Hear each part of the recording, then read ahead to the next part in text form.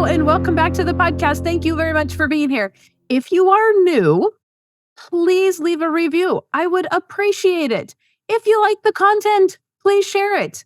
Let everybody know how crazy you are. And on the Without the Bank podcast, we talk about all things banking, all things infinite banking, and business. And today I want to talk about business because in the last week, I have had a lot of the same conversations with new business owners. And so I just want to share some of that information with you guys because being a new business owner, it's absolutely a little bit crazy to me that your accountants and your bookkeepers and just whoever in the world is not sharing this information. I've learned the hard way. So I want to share with you so you don't have to go through the same struggles that I went through. First, let's start with this comment that I saw on TikTok. Some young gal was talking about, that she was having a bad day because it was hard to get her business started and she was feeling a little bit sorry for herself. And her husband said, "No, you can't feel sorry for yourself." And so I had piped in because here's what I see. Here's the first thing I want to talk about is that we have this instantaneous world today of social media that we think everybody is getting stuff instantly. We see people's success on social media, their success in air quotes on social media, and we think, oh my gosh, they're doing amazing, right? Are they? Or are they just really good at making it look like they're doing amazing? Let's just put it into reality. So many people will come and have meetings with me and they will be a little bit starstruck and they'll think, oh my gosh, I can't believe I'm getting to talk to you. I'm so nervous. I'm like, why? It's just me. And the next response is, you're everywhere. You're all over the internet. So they think I'm famous. I am not famous. I am not better than anybody else. When we see somebody on social media that is everywhere, most of those people are paying to be everywhere. They're paying Facebook, they're paying TikTok, they're paying Instagram, they're paying for ads so that you are seeing those things. If people have a lot of followers, how many of those followers are actually interacting with their posts? Because there's a lot of people that buy followers. And we look at them and go, oh my gosh, their business is doing amazing. If you think your business is doing amazing, people tend to come and do more business with you. But most businesses are not, I would say 99.9%, and that's just my guess, of businesses are not instantaneous. When I started in this industry 13 years ago, I went out, I interviewed a whole bunch of business owners in town just to kind of network and get an idea of what everybody's doing and, promote myself the old-fashioned way because the internet was here, but let's be honest, like it was just starting. And all of those business owners told me it took them 5 years to be profitable. Now, it also took me about 5 years to be profitable. And I was using the internet. I was using Facebook from day one. I was kind of a leader in that area because nobody else I knew was doing it, except one other person, and I didn't even really know them. But people weren't quite on the bandwagon of all of that stuff yet.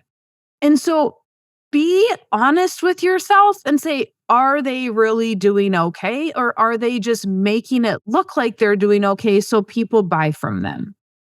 Just be you and don't have this goal of, oh my gosh, in a year, I better have $1 million. If you don't, it's okay. Here's another thing. Some people grow their businesses so quickly that the infrastructure is not there to handle it and the whole thing explodes. And so we can get to the point as well where we're so greedy that we're like, oh my gosh, I want all this business, but I don't have the infrastructure to handle all the business. Those are things that even I myself, 13 years later, have to look at and say, you know what? I could grow, but I don't have the infrastructure to do that. So I have to back off on what I'm doing because I don't want to provide horrible customer service. And I'm telling you guys all the time, I'm booked out until May. Thank you for waiting. I just want you to know that you're waiting for me. I appreciate that, right? Relay that to your customers. But don't sit here and think that everything is perfect in the world for everybody else because of what you're seeing on social media. Stop comparing yourself to the next person. That is like an epidemic all in itself. It's absolutely crazy. And I did it as well. Even before social media existed, I did it as well. And I'm like, oh, I want to be like that agent and I want to be like that agent. And in my little brain, I did not connect that took them years to get there. Now I can connect that. But we have to look at how many years, what is their past experiences? If somebody does end up successful quicker, did they have more knowledge about something that you did not that you're having to learn? Everybody is so different. Did somebody give them money? Did somebody help them? Did they have a coach in their back pocket? Did you not even know that there was a coach option? Don't think it's going to happen overnight. Don't compare yourself to somebody else. And the fact that we have this 4-hour work week book out there just makes my head want to explode. Because I read that book and I was like, that is not even possible. Like, I don't get to work 4 hours a week. People think that they don't have to work to be wealthy because everybody else is out there on social media posting that they're on a boat, they're on a vacation, they're doing X, Y, and Z. How many years have they been in business? Do they actually ever talk to a customer? Do they run it from afar and everybody else runs it? Is everybody else happy to be running it? I am in my business every single day. I work longer than my assistants. I work 24/7. I work 7 days a week. I may not be behind my desk on Saturday and Sunday, but I am mentally in my business. It is extremely hard to turn that off as an entrepreneur. I am constantly looking at other things. When I am on TikTok or I am on Facebook or I'm on Instagram, I am looking to see what other people are doing. I'm not there to just be entertained. I am always like, oh, they're marketing that way. Oh, they're presenting an idea that way. I am constantly looking. And so if you think that, oh, you're just going to not be able to work, that's not the case. And there's very few famous people, I guess I would say, that tell you that. And Gary Vaynerchuk is one of them. He's like, you have to hustle. You have to work. And he is 100% correct. You don't get to sit around and eat bonbons and expect people to show up. Put the work in and you will reap the rewards. You don't get to do nothing and reap the rewards. I don't care how passive somebody says income is. It is not passive. You had to put the work in to make it passive on the back end. You had to put the work in so you could go on vacation. You had to put the work in so your staff knows what they're doing. That stuff doesn't happen on its own unless you want complete failure. Because if your staff has no idea what they're supposed to be doing, that's because you weren't teaching them because you didn't want to work. Okay. Secondly, let's talk about what I've seen in the last week to 2 weeks with new business owners. One, these businesses are not set up correctly for their entity structure.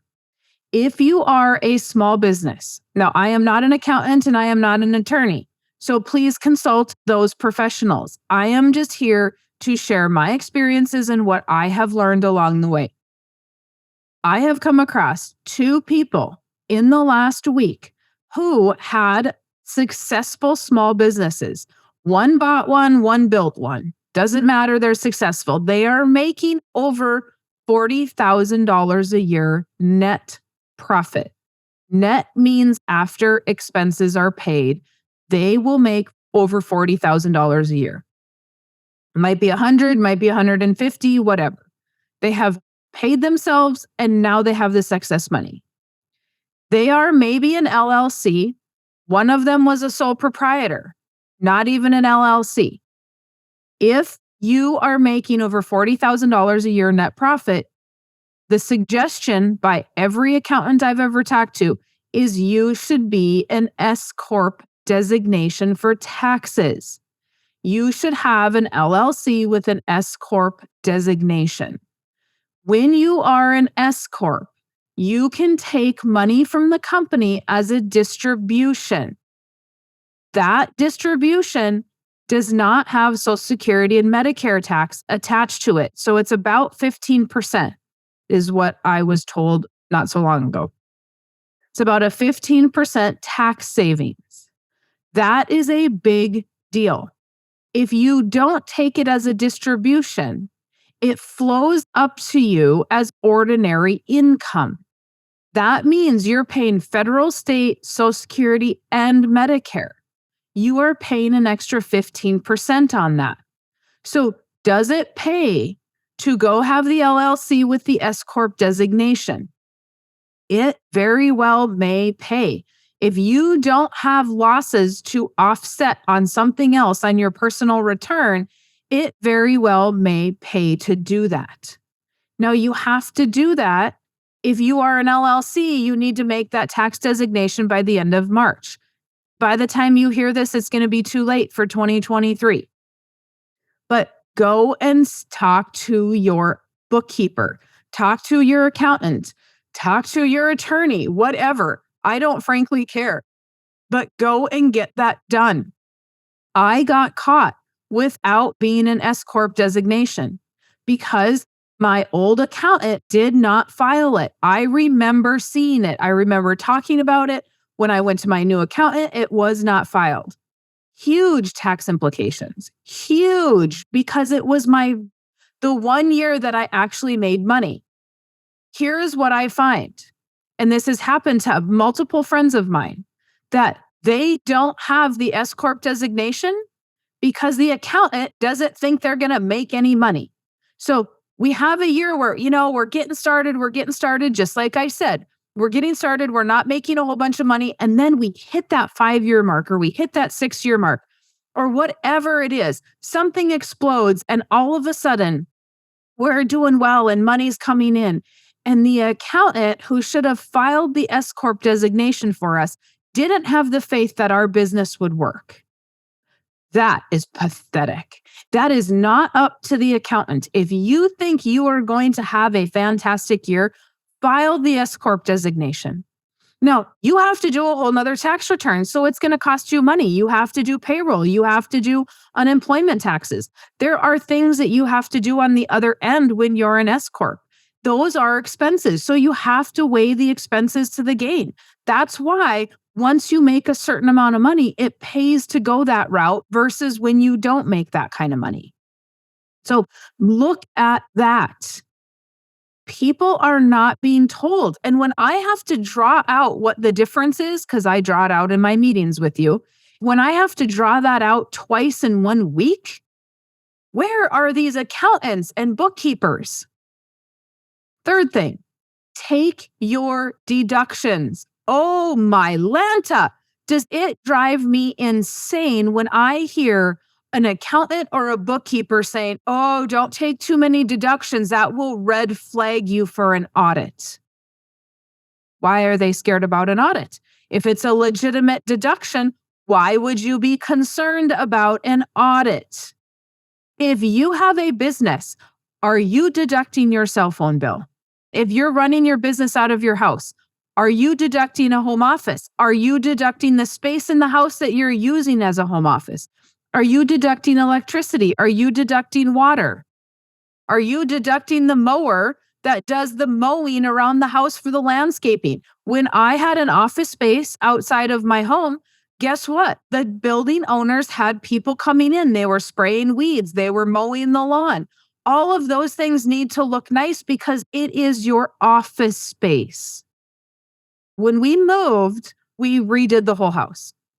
Everything that went into my office, the trim, the new windows, the tape, the texture, the paint, the carpet, everything was a tax deduction for the business for my office space.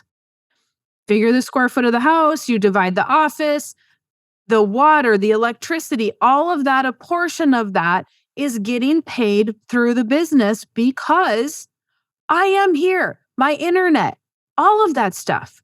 It blows my mind when people are not told to deduct this. They're deducting mileage and meals. Okay, but there's more to deduct. I don't care if you buy a magazine that is related to your business, that is a deduction. I don't care if you buy a book, if you are paying for coaching, anything that is related to your business is a deduction. Think about what it is that you need. And if your accountant and your bookkeeper are saying, no, you can't do that, then please, by all means, go find a new one. I told somebody that last week. Go find a new one. This is ridiculous that they're telling you you cannot deduct your home office. I am deducting my home office. My accountant was an auditor for 30 years. He has no problem with that, so why should I have a problem with that? Number 4. First thing I want to talk about today, and the final thing, profit margin in your business. Are you keeping your books to know what your profit margin is? Here's a little story. I had a chocolate business, or a little chocolate candy business before I got into this industry, because I always had a side business, no matter what I was doing since I've been like 23 years old. I've always had a little side business. I do not now, but I did until I did this. That little chocolate business was quite successful. Only because when I started, so one of the things that I would make would be I would dip apples in caramel and then 2 layers of chocolate. And I was selling those chocolate covered caramel apples for $8 an apple. And I would wrap them in a cute little bag and put a cute little ribbon on them and all the good stuff. And everybody thought it was fantastic, right? Well, one day I thought, I wonder what I'm making on these apples. Like, am I making enough? Because somebody else is selling their apples for, I don't know what it was, $15 an apple or something like that. So I sat down and I timed myself. I weighed between every dip of chocolate and caramel. So I knew exactly how much. I mean, I had it down to the ounces. I had ribbon. I figured out how many pieces of ribbon I could get off of a spool. I knew to the stick, to the tag, to the sticker, exactly what it cost me with my time to make that apple. And I was losing money. So my apples went from $10 to $15 an apple. And guess what people said? I'm not paying $15 an apple. And I said, good, because then I'm not making them. I am not working for free. I can make more money punching the clock than I can make with these apples. So no, then I'm not going to make them. I didn't stop my business. That did not stop my business. I used to dip marshmallows in caramel and 2 layers of chocolate, and I would sell them for $2 a marshmallow. And this was like, I don't know, 15, 16 years ago. This is a long time ago. And people would pay for it. It didn't matter. So, what is your profit margin? Do you know to the penny what it is costing you to run your business? What is it going to cost you to buy or do whatever it is you're doing compared to what you're selling? If you don't know your profit margin, how do you know how much more profit you can make? An example, I had a potential client a few weeks ago who was selling a product that you can eat, some food. And she said, I'm not making any money. I'm breaking even. I said, okay, well, how much are you charging for your product? She told me, and I said, well, how many of those do you sell in a year? I took that times 50 cents, 50 cents. And I said, so if you just increase your product price by 50 cents, which on this product, nobody would even notice or care except the little old ladies who don't want to pay the extra 50 cents and they are not your client anyway. So I said, if you increase your product by 50 cents a package, you are going to make $30,000 more a year. She could not believe it. I'm like, it's 50 cents. I would expect you to be changing that tomorrow. Now, she did not change that tomorrow because she has a mindset that she's not going to be able to sell anything. And the little old ladies are going to be upset that are buying her product. Well, they're not her client. And she needs some coaching on who her client is and why she should care about the little old ladies. They can go make their own stuff at home if they want to make it cheaper, or they should go start a business and sell it cheaper themselves, whatever. They don't get to determine how much money you make. They don't get to determine what your profit margin is. You need to determine that, and you need to sometimes work it backwards. How much more money do I want to make? How much profit? What do I have to increase it by per item? I had a client last week, wonderful couple. They're my age. So yes, they're young, but they're not young like 20. So wonderful couple that has bought this fantastic business. He is working his day job and they're scared to have him quit his day job. I said, okay, but what is it costing you in lost business because he can't be working the business all day long? So I actually said, what are you making? He was trucking a product. I said, what are you making per load? And I divided his income from his off the business job, his day job. I divided the loads by his work income. And I'm like, he needs to do 1.5 loads a week to match that income. 1.5 loads a week. Like he could do that in a day during the week. So now we have to figure out, do we have enough clientele to add an extra 1.5 loads a week? If we don't, then we probably shouldn't be quitting our day job. If we do, and we're actually losing that because they want to expand the business, but how do we expand the business when he's working 12 hours a day? Almost impossible, right? Look at what you're doing and make sense of it. It's amazing to me how many people come to me that are small business owners wanting to be business owners.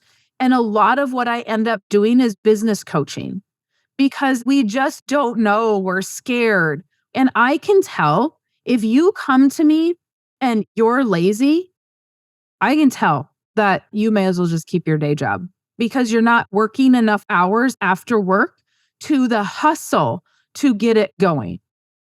Okay.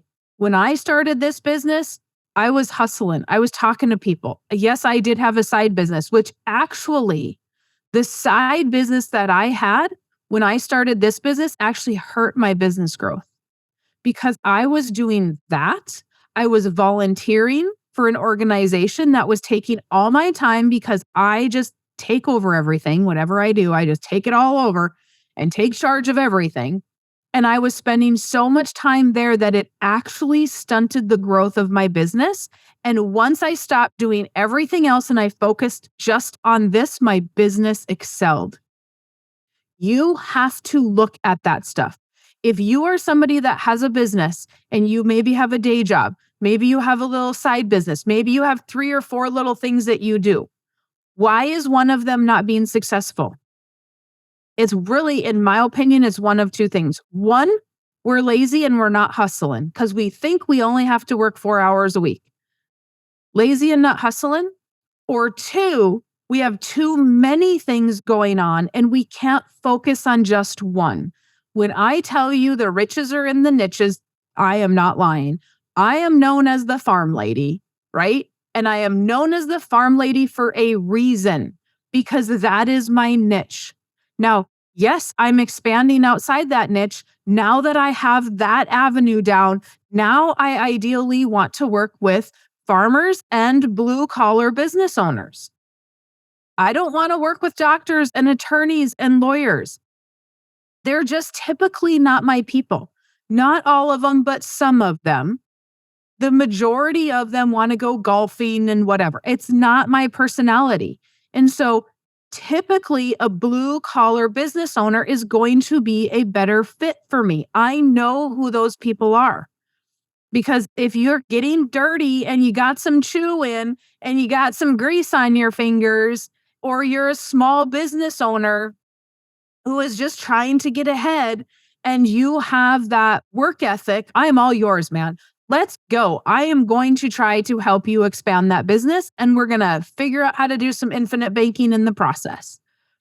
But if you can do one of those two things, you can hustle and you can focus, it's going to work. Figure out, what am I doing to distract myself that is costing me money in my business? It's like people say, well, I can multitask. No, actually, you can't. Studies have proven that when we try to multitask, it actually takes us longer because our brain has to switch from one task to the next. Well, it takes time for our brain to make that switch and figure out where we were versus if we just do it. I block my calendar. So there are certain things I'm doing at certain times. My phone's off, my email's off. Like, I am not answering anything during certain times because my brain needs to be focused on what I'm doing. And y'all know I'm a little bit squirrely. So I can go from one thing to another if I'm just randomly thinking about stuff. But when I am working, I have learned that I have to be focused. It is the same thing with your business. Are you focused on one thing, or are you trying to implement 50 million things because you think 50 million things is going to give you more audience? No.